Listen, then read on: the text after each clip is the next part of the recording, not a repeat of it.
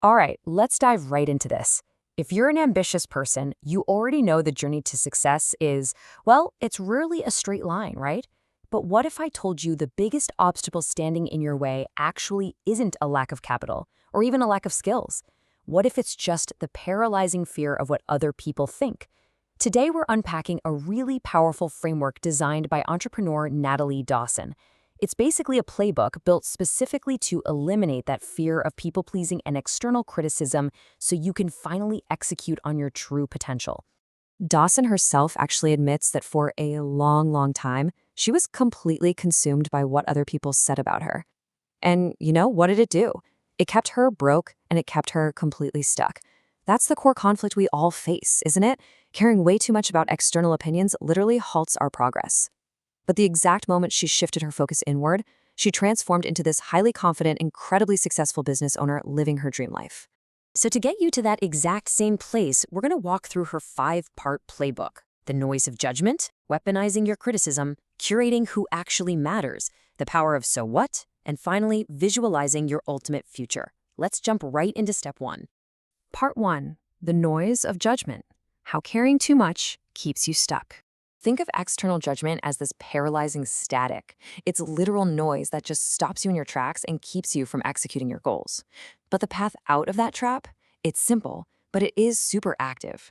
First, you just have to acknowledge that the noise actually exists. Then, you've got to make a conscious, intentional decision to stop caring about it. Dawson's own personal transformation really proves that once you clear out all those opinions, you don't just feel better, you actually gain the profound internal confidence that you absolutely need to build a successful business and a fulfilling life. Moving on to part 2, weaponize your criticism, turning haters into high performance. Okay, so how do we actually respond to doubt? Imagine a friend makes a little side comment to you, saying something like, well, most businesses fail. Instead of letting that doubt sink in and ruin your day, you use cognitive reframing. You instantly convert it into fuel. You look at them and say, sure, most do, but not my business. You use their skepticism as the exact motivation you need to get up earlier, to work out harder, and to answer those late-night emails. You literally hack their criticism to work to your absolute benefit. Let's look at a real-world example of this because it's pretty wild.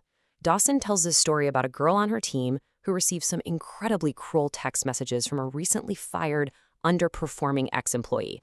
This guy sent a whole slew of texts saying awful things like, you aren't the old you, nobody likes you, you're never going to get where you're trying to go. He used all these nasty generalities. And why?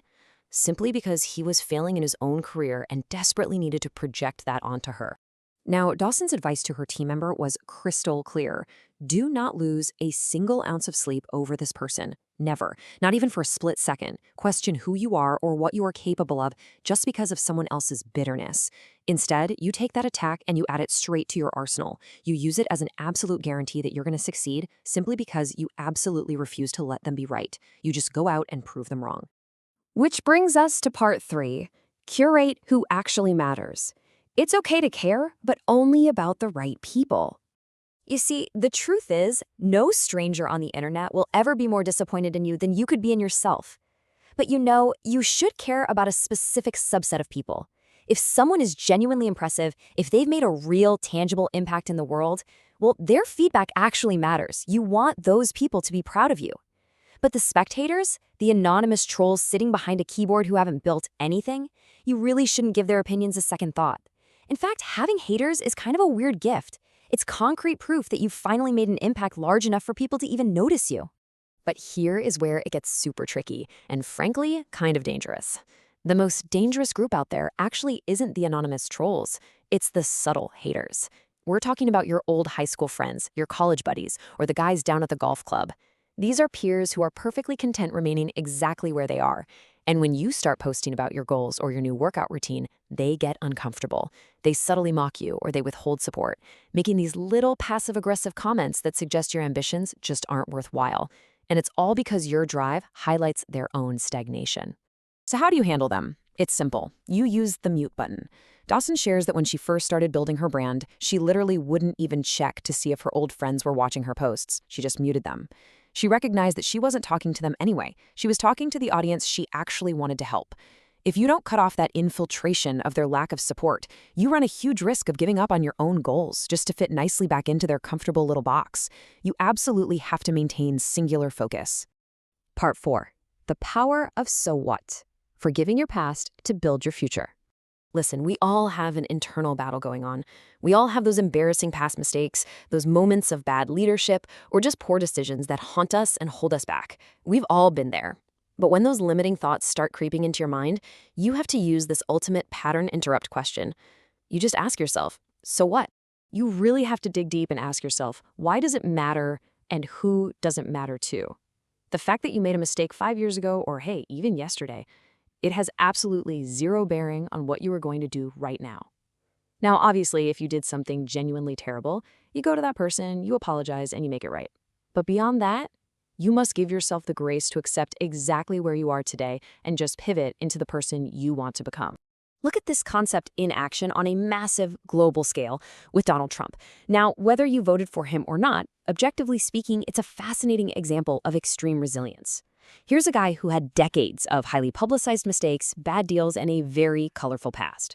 He could have easily looked at all that and said, I've made way too many mistakes to ever run for president. But he didn't do that. He completely stripped away his old identities and just decided what his future would look like, completely regardless of past criticisms. It really just proves that shedding your past mistakes is a choice you can make at absolutely any level. And that brings us to our final step.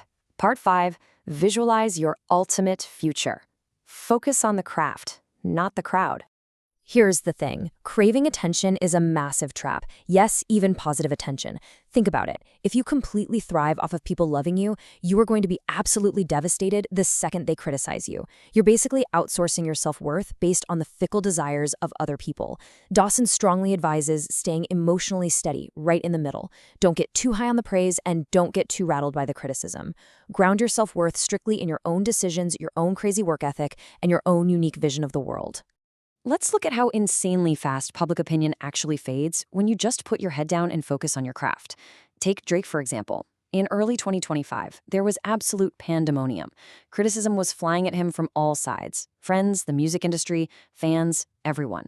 But he didn't let it rattle him. 6 months later, he drops a new album, people love it, and suddenly, boom, the feud is largely forgotten.